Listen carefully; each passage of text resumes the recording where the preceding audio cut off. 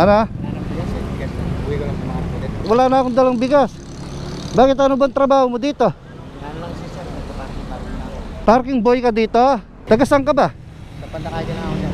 Pandakaki. Ang layo dito nun, di ba?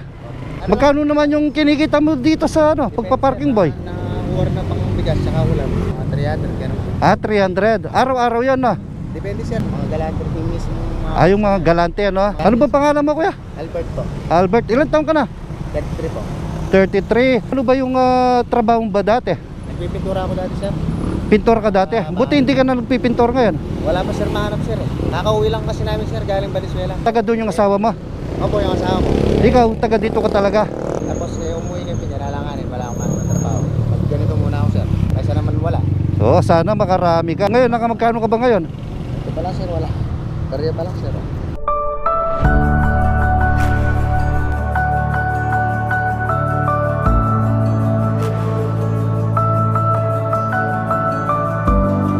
At least hindi mo kinakaya yung trabaho mo.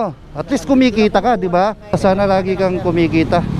Wala akong bigas, pero bibigyan na lang kita ng pambili mo ng bigas. Tsaka bili ka ng ulam mo para sa mga anak mo.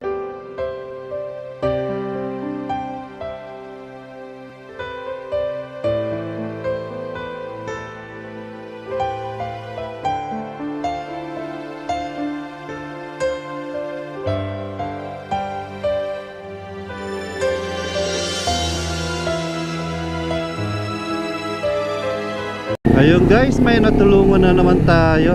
At least kahit papaano nakatulong tayo kay kuya. Ganyan talaga yung mga gustong-gusto ko talagang tinutulungan. Talagang kailangan niyang magsikap kahit na mainit yung panahon para sa pamilya niya.